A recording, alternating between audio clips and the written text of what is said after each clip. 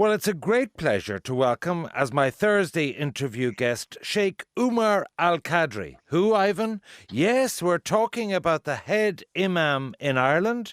He established the Islamic Centre for Ireland in 2004 and has been a huge part of public discourse in this country, as long as I can remember, when issues come up about integration, about ISIS, about different cultural elements. It's a great pleasure to welcome you to the programme.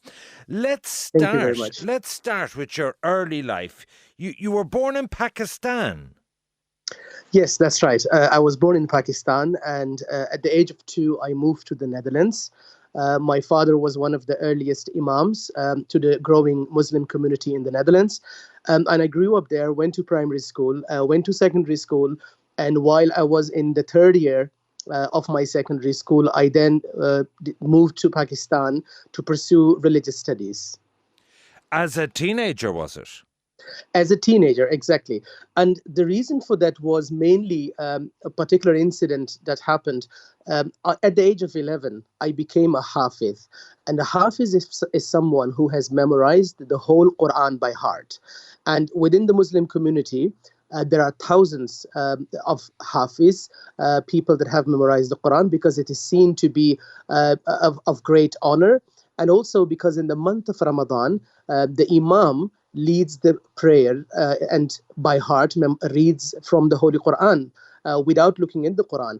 So therefore, it is essential to be a Hafiz. So my father wanted his son, his eldest son, myself, to be a Hafiz. And I became a Hafiz at the age of 11. But a friend of mine who happened to be a Hindu, his father was a priest, a Hindu priest. And while I was discussing with him and telling him that I was a Hafiz, he actually asked me something that really struck me. He said, "Well, the whole Quran by heart, but do you know what it means?" And that is something that I actually didn't think about before. And I was too proud, that I was a Hafiz, the first in the Netherlands at that age. And I think that's something that in myself, there was this desire to learn about the Quran, learn about the word of God for which I had to stay awake until 12 o'clock midnight sometimes to memorize it while my brothers were playing football outside. So I really wanted to know more about this, the word that I had memorized. And that led me to eventually, go to Pakistan and study religion there. Just tell me, because I've never read the Quran, how long is it? Like, is it the length of the Bible? I mean, how much did you have to memorize? Was it 10,000 words or what? Well, there are approximately 114 chapters of the Quran, and these are some are very short, some are quite long, and they probably would be about 500 pages. And how long would it take you if I asked you to recite it now? Would you do it in 2 hours? Oh no, the whole Quran is divided into 30 different parts, and each part will be, if a person like myself would recite one part, it'll be 15 minutes. So 15 times 30. My God, you'd be half a day at it. But I suppose the question I'm asking you, it's quite a remarkable feat. Is that kind of normal? In other words, were you an eccentric child to, at the age of 11, to have learnt that by rote? Was it dedication and loyalty to your father? You said then when you went back to Pakistan as a kind of more, adolescent young guy, you were kind of coming into your own situation. What sort of family did you grow up in? Did you have many kids? Was it prayers several times a day? Was it very strict? I have 3 other siblings. We're 4 brothers. And our household, our family was very religious, but it wasn't strict. I mean, my father was an imam, but he wasn't strict at all. It was a household with a lot of compassion and a lot of kindness. And my father, did not ever pressurize me. But one thing that he did was that he decided, he wanted me to become a Hafiz. He spoke to me about it, and I was happy. In the beginning, I was very happy to do it, and that was my motivation to please my parents. And also at the young age of 9, when I started, I kind of also understood that this is the word of God, so it is an honor for me to memorize it. Now, I must say that once I started, obviously it was difficult because it requires a lot of dedication. I used to go to the school at the same time during the day, and after coming back from school, it would be, having something to eat, resting a little bit, doing homework, and then straight away back to memorizing the Quran. And it was not easy. While my brothers were playing football outside, it was a lot of dedication, a lot of sacrifice, but eventually there was a great, goal, and that was to know the Holy Quran. And I became a Hafiz, as I said, at the age of 11. And my parents were extremely proud. My father had organized, a party in which many scholars from England, many scholars from the UK came just to, congratulate us for this great achievement. Okay, I was once doing an interview with an author, a guy called Bruff Scott in the UK, and he said, I'll give you one tip about broadcasting. He had a long TV career in broadcasting. He said, never overestimate the knowledge of your listeners and never underestimate their intelligence. So, let's say a lot of our listeners, myself included, and no offence intended, know very little about the basic tenets of Islam. Could you just give us a rough guide? And then, because I was reading, in secondary school, you were saying prayers 5 times a day, whereas a lot of us struggle with go once a week to mass or service. I mean, and is Friday your key day? And is there a God and a Son of God that you believe in? Just as I say, for Sure. complete ignoramuses, what would you say? Explain it in simple terms. Well, first of all, Islam is an Abrahamic faith. Islam is a religion that actually is very similar, very close to Christianity and Judaism. In Islam, firstly, we have the theological part. We have the parts of beliefs. In terms of beliefs, there are a lot of similarities with Christianity and Judaism. For example, we believe in God. We believe in life hereafter. We believe in the concept of paradise and the concept of hell. And as Muslims, we also believe in Jesus, the historical figure of Jesus Christ. We believe in the virgin birth of Jesus, in the historical figure Mary. And these are all common similarities between Islam and Christianity. However, our belief regarding Jesus is, and this is where there is this difference, that we believe Jesus to be a messenger of God, one of the most noblest messengers. And also, we as Muslims do not worship anyone else except God. So we cannot worship the prophets, for example, Prophet Jesus or Moses or Noah or Muhammad. We only worship God, but we do adore and we do respect immensely all messengers of God. So this is the kind of, the faith, the aspect. We believe also in the second coming of Jesus. In fact, the Prophet Muhammad's grave, which is in the city of Medina in modern-day Saudi Arabia, next to his grave, there is an empty grave. And the purpose for that and the reason for that is because according to Islamic beliefs, Jesus Christ will come back. And when he comes back, he will eventually live a normal life, have a family, and then naturally pass away. And when he dies naturally, he will be buried, according to the Muslim belief, next to the Prophet Muhammad in Medina. These are some of the similarities. Now, in terms of practices, there are differences. As Muslims, there are 4 main practices. The first one is praying. So praying 5 times a day. As Muslims, we don't just pray once, so we actually pray throughout the day, and there are different timings for these prayers. There is a morning prayer, there is an afternoon prayer, there is a mid-afternoon prayer, there is an evening prayer, and there is a night prayer. The reason why we have 5 prayers and not just 1 prayer, it is to kind of remind us throughout the day about our purpose of life, about being thankful to God. And the prayer, the Muslim prayer, is called the Salah. And in this, not only do we recite parts of the Quran in Arabic, we also perform some physical actions. We bow down, we prostrate, for example, during our prayers, and we do that all into the same direction, wherever we are. And that direction is towards Mecca, where the Kaaba is. And the Kaaba is, according to the Muslim belief, the first house of God for the purpose of worship established by Adam, Prophet Adam, and then later on it was rebuilt by Abraham. So this is the salah, this is the prayer. Then we have the zakat, which is the charity. As Muslims, we must pay 2.5% of our annual savings towards the poor and the needy. And this is the minimum. Then we have the Ramadan, which is the month in which we Muslims fast. So Muslims are obliged. There are, of course, exceptions. Children are exempted. Women that are breastfeeding the children, women that are menstruating, for example, are all exempted. Those with underlying health conditions are exempted, and the elderly are exempted. But if someone is healthy and is an adult, then it is an obligation to fast during the day. Muslims would fast throughout the day, and in the night there is a special evening prayer in the month of Ramadan, which is known as the Taraweeh prayer. And then we also have the pilgrimage. So as Muslims, once in our lifetime, if we have the physical ability and the financial, of course, ability, that we are able to go and perform the pilgrimage, we must go to the pilgrimage once in our life to Mecca and the city of Medina. So these are some of the beliefs. As Muslims also, we have certain things that we cannot do. We have, for example, very strict dietary laws, dietary requirements, like the Jews.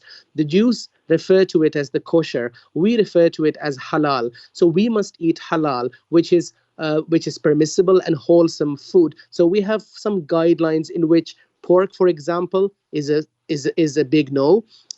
Alcohol is strictly no either. So alcohol is forbidden, pork is forbidden, and any animals that are slaughtered improperly, not according to the halal slaughtering method, are also considered to be prohibited in the Islamic dietary requirements.